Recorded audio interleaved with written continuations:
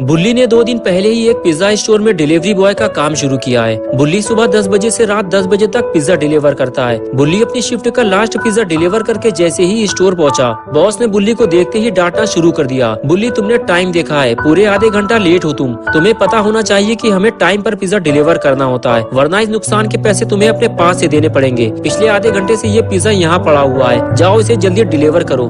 बुल्ली बोला, बॉस मैं अपनी शिफ्ट का लास्ट पिज्जा डिलीवर कर चुका हूँ, 10 बजे मेरी छुट्टी हो चुकी है, मैं अब घर जा रहा हूँ। बॉस ने कहा, बुल्ली ये ऑर्डर 10 बजे से पहले का है और इसे डिलीवर करना तुम्हारी जिम्मेदारी है। और एक बात कान खोलकर सुन लो बुल्ली, अगर तुम्हें यहाँ काम करना है तो मेरी बात माननी पड़ेगी, वरना अपना हिसाब किताब करो और चलते बनो यहाँ से। आया कुछ समझ में तुम्हारे? बेचारा बुल्ली अब कुछ कर भी नहीं सकता, उसे ये पिज्जा डिलीवर करना ही होगा, वरना उसकी जॉब चली जाएगी। बॉस ने बुल्ली का सारा मूड खराब कर दिया है। बुल्ली ने सोचा था कि अब वो सीधे घर जाएगा और गुल्ली और शॉन के साथ मस्ती करेगा, लेकिन ऐसा नहीं हो पाया। बुल्ली स्कूटर लेकर वहाँ से निकलने ही वाला था कि तभी बुल्ली को पीछे से किसी ने आवाज दी। बुल्ली ने जैसे ही पीछे पलट कर देखा तो उसका खराब मूड फिर से ठीक हो गया, क्योंकि अपना पॉटी बॉय शॉन बुल्ली को लेने के लिए पिज्जा स्टोर आया है। बुल्ली के पास पहुँचते ही शॉन ने बुल्ली से पूछा, बुल्ली तुमने तो कहा था 10 बजे तुम्हारी छुट्टी हो जाती है, लेकिन अभी 10:30 बज चुके हैं और तुम अभी भी पिज्जा की डिलीवरी कर रहे हो। बुल्ली बोला, यार शॉन मैं अभी अपनी शिफ्ट का लास्ट पिज्जा डिलीवर करके आया हूँ, लेकिन बॉस ने मुझे ये 2 पिज्जा फिर से थमा दिया और बोला कि अगर मैंने उनकी बात नहीं मानी तो वो मुझे नौकरी से निकाल देंगे। चलो जल्दी से इस पिज्जा की डिलीवरी करके घर चलते हैं। ये कहकर बुल्ली और शॉन वहाँ से चले गए। रास्ते में शॉन ने कहा, बुल्ली मैं भी तुम्हारे साथ काम करना चाहता हूँ, मेरे लिए अपने बॉस से बात करना। बुल्ली ने कहा, नहीं शॉन, मेरा बॉस बहुत ही खड़ूस आदमी है, मैं खुद ये जॉब छोड़ने की सोच रहा हूँ। शॉन ने कहा, ठीक है बुल्ली, अब तुम जहाँ भी काम करोगे मैं भी तुम्हारे साथ काम करूंगा। और इस तरह बातें करते हुए दोनों पुराने पुल के करीब पहुँचे। बुल्ली को उसी पुल के नीचे से जाना था, लेकिन तभी बुल्ली ने उस पुल के नीचे से आती हुई एक दर्द भरी आवाज सुनी और फौरन अपना स्कूटर रोक दिया। स्कूटर रुकते ही शॉन भी गाड़ी से नीचे उतर गया और बुल्ली से पूछने लगा, बुल्ली तुमने यहाँ स्कूटर क्यों रोक दिया? यहाँ आसपास तो कोई घर भी नहीं है, तो फिर तुम ये पिज्जा किसको देने वाले हो? बुल्ली ने कहा, शॉन लगता है तुमने वो दर्द भरी आवाज नहीं सुनी जो मैंने सुनी है, और वो पुल के नीचे से आ रही थी, मुझे जाकर देखना होगा। और उसके बाद बुल्ली ने अपना स्कूटर बंद किया और धीरे धीरे आगे बढ़ने लगा।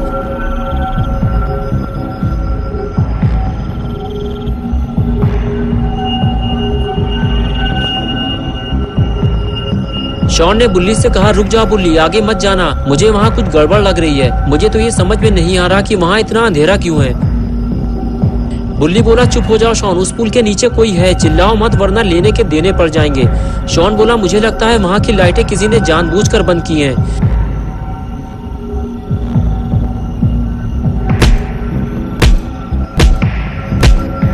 बुल्ली बोला, शॉन अगर तुम्हारे पास टॉर्च हो तो जल्दी निकालो, जल्दी। शॉन बोला, हाँ मेरे पास टॉर्च है, अभी निकालता हूँ।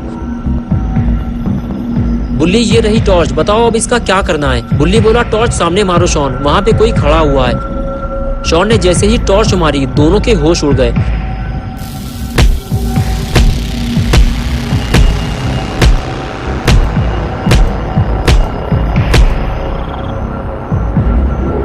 बुल्ली बोला, शॉन टॉर्च बंद करो जल्दी, वरना वो हमें देख लेगा।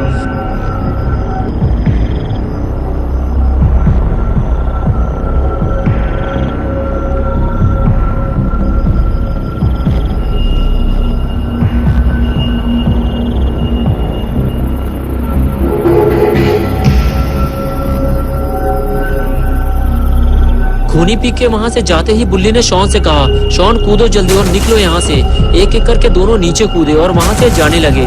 दोनों को इस बात का डर था कि खूनी पीक कभी भी वापस आ सकता है, लेकिन तभी चलते चलते अचानक शॉन रुक गया और टॉर्च मार के कुछ देखने लगा। शॉन के सामने खून से सनी हुई एक बोरी पड़ी थी और उसके अंदर जो भी था वो अब मर चुका था। तभी चलते चलते बुल्ली ने पीछे मुड़कर देखा तो शॉन उससे काफी दूर खड़ा था।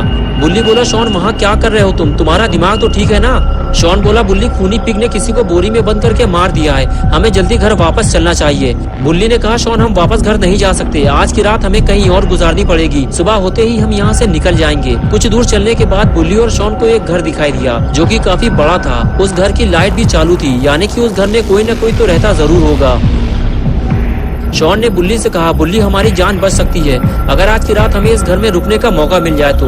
बुल्ली ने कहा, मुझे नहीं लगता कोई हमें जाने पहचाने बिना अपने घर में रात गुजारने देगा, हमारे आसपास कोई है शॉन, हमें ये काम जल्दी करना होगा। शॉन बोला, मुझे लगता है आज की रात हम दोनों मरने वाले हैं बुल्ली, हमारे पास खूनी पिग से लड़ने के लिए कोई हथियार भी नहीं है। और फिर दोनों बातें करते हुए घर के दरवाजे तक पहुँचे और दरवाजा पीटने लगे।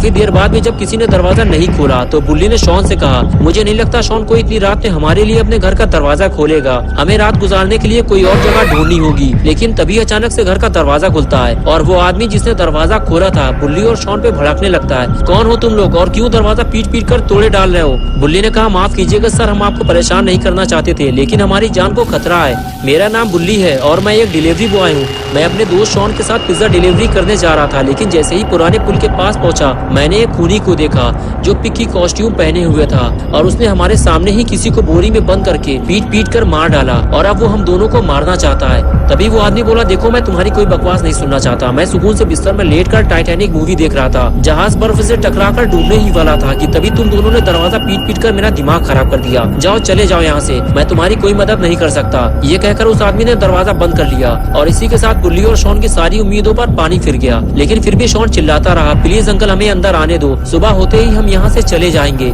बुल्ली ने कहा, रहने दो शॉन, मत चिल्लाओ, हमें छुपने की कोई और जगह ढूंढनी होगी। और उसके बाद दोनों छुपने की नई जगह ढूंढने चल दिए।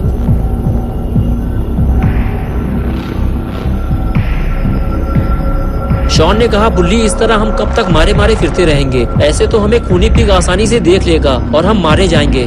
बुल्ली बोला, नहीं शॉन, ऐसा कुछ नहीं होगा, खूनी पिग हमें इतनी आसानी से नहीं मार पाएगा। लेकिन ये आवाज कैसी है? शॉन बोला, बुल्ली लगता है खूनी पिग आ गया है, ये किसी के कूदने की आवाज थी। बुल्ली ने कहा, शॉन चलो यहाँ से, हमें यहाँ से हटना होगा, आओ मेरे पीछे। ये कहकर बुल्ली आगे चला गया और शॉन उसके पीछे पीछे। बुल्ली को लगा घर के पीछे उसे छुपने की कोई जगह मिल जाएगी और फिर खूनी पिग इन दोनों को ढूंढ नहीं पाएगा। लेकिन ऐसा नहीं हुआ, यहाँ छुपने की कोई जगह नहीं है। लेकिन तभी शॉन को खूनी पिग से लड़ने के लिए एक हथियार मिल गया। शॉन ने फौरन ये बात बुल्ली को बताई। बुल्ली ये देखकर खुश हो गया। बुल्ली बोला, चलो शॉन, हमें हथियार तो मिल गया है, अब चलकर छुपने की कोई जगह ढूंढते हैं। और उसके बाद दोनों वहाँ से जाने लगे। आगे बढ़ते हुए शॉन इधर उधर छुपने की जगह ढूंढ रहा था, लेकिन बुल्ली का ध्यान गैराज पर था। बुल्ली ने आगे बढ़कर गैराज का गेट खोलने की कोशिश की तो वो खुल गया। क्या बात है, आज की रात गुजारने का काम हो गया। बुल्ली ने कहा, शॉन आज की रात हम यही गुजारेंगे, आओ अंदर चलें। और उसके बाद दोनों गैराज के अंदर आ गए। बुल्ली ने जल्दी से गेट बंद किया और दोनों सुकून से बैठकर बातें करने लगे। धीरे धीरे दोनों का डर अब खत्म होने लगा था। लेकिन कुछ ही देर गुजरी थी कि तभी शॉन ने गेट के नीचे एक परछाई देखी और समझ गया आज कोई ना कोई तो मरने वाला है। दोस्तों, क्या होगा बुल्ली और शॉन का? क्या ये दोनों जिंदा अपने घर वापस जा पाएंगे या फिर आज की रात ये दोनों गैराज के अंदर ही मार दिए जाएंगे? ये सब हम देखेंगे पार्ट 2 में 20 दिसंबर संडे सुबह 8 बजे। तो दोस्तों, अगर आप पार्ट 2 देखना चाहते हैं तो इस वीडियो को लाइक करें, चैनल को सब्सक्राइब करना और बेल आइकन प्रेस करके ऑल नोटिफिकेशन ऑन करना ना भूलें।